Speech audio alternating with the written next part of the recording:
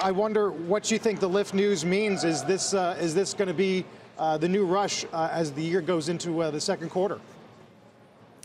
Well, Carl, I think as you mentioned, the IPOs that have gone out over the last few years have done really well. You mentioned software IPOs up over 170% from the class of 2017.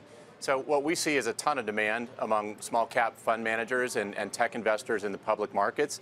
And you've got an amazing crop of companies in the private markets. As you guys have highlighted on the show, a ton of money has come into private companies over the last 5 to 7 years.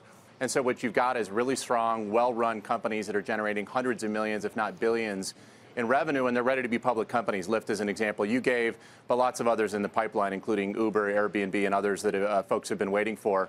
And we think they'll do very well, as previous classes have from 2018 and 2017. Lew, I wonder, you own a lot of big stocks, including Amazon, Microsoft, but also Salesforce, Adobe, also big, but in a different tier, and they're starting to fight with each other.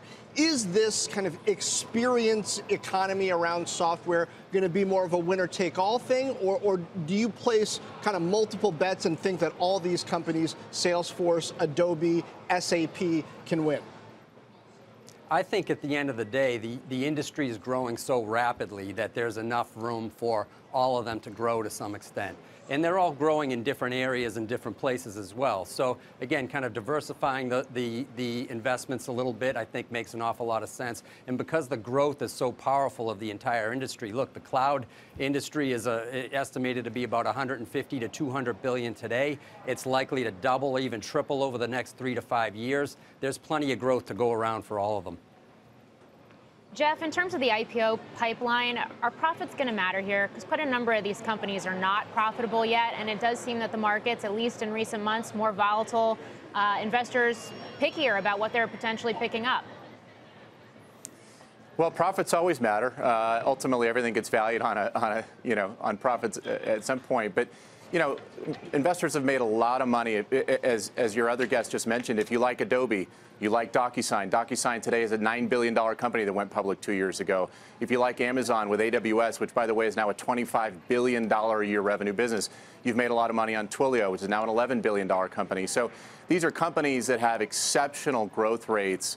And in the private markets, you see companies, as I mentioned earlier, Uber and Airbnb, but also Slack and a whole bunch of other companies that are still private today, but have unbelievable growth rates and obviously high gross margins and future profitability ahead of them. So at least from what we've seen over the last couple of years, investors have had a really strong appetite for growth and giving those companies very high valuations because of their growth rates and looking for profits down the road and seeing gross margin as a leading indicator of profits to come down the road.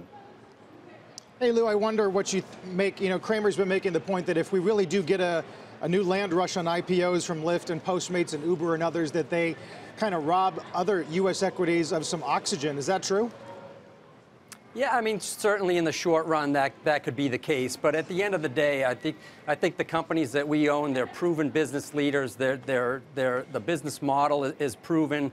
The growth is there. And valuations, to me, aren't all that egregious at these levels, particularly some of the bigger companies in the space. The smaller companies will have their day in the sun, but at the end of the day, those can tend to be a little bit more volatile.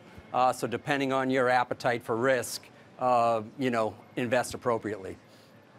Jeff, is there any specific advantage that you see smaller companies, younger companies, tech companies having in this environment? I mean, I think back, there was a time when open source and Linux was sort of this nimble advantage that younger tech companies had. Then, moving to the cloud was something that the younger companies were doing. But now we've got these big companies that are doing so well in these areas. As you look at some of the companies coming to IPO that recently IPO'd, do they have a specific advantage other than that they're just smaller and perhaps nimble? John, it's a great question. I think the tech advantage is much harder to get today. If you go back 20 years ago, your up-and-coming emerging tech companies had a lot of investment in things like internet technology that the incumbents didn't. But Amazon, Facebook, Google, Apple are investing heavily in those areas, AI, self-driving. And so what we look for on the private market side are companies that have a distinct advantage in the way they've built their business. And I'll give you an example. There's a company we're an investor in that's a private company called Poshmark in the e-commerce space. It's built an amazing community of over 5 million sellers and buyers on its platform that's hard for Amazon to replicate. You look at what Peloton has done in the fitness space with their brand and the in-home subscription service that reminds some of Netflix. So you bring up a great point, and it's something that we talk a lot to public investors about as these companies come out and go public, which is what is their unique advantage? They've got to have something different than the large incumbents they're competing with, because those large incumbents have literally billions of dollars to invest in R&D, and they're way more aggressive today investing in things like AI and cloud than their predecessors were if you go back 10 or 20 years ago. It's a great point.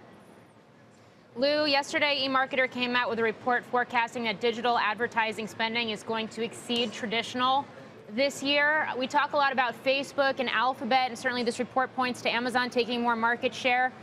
Are those the three companies to really be focused on as an investor if you want to be exposed to that growing piece of advertising dollars, or are there other opportunities as well?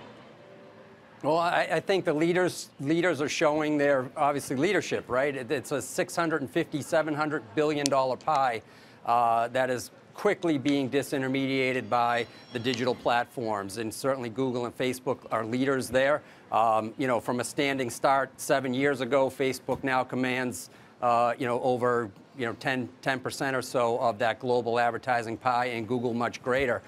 So again, those leadership positions will likely continue. They've got the scale, they've got the eyeballs, and the returns for the advertisers, which is the most important. Sure, there will be some smaller players that can benefit from some of the trends that are going on there and pick up on some of the share opportunities from that growing pie. But again, we continue to like the leaders just because the valuations are right. There's a little bit less volatility, and just from the nature of their leadership positions within that marketplace.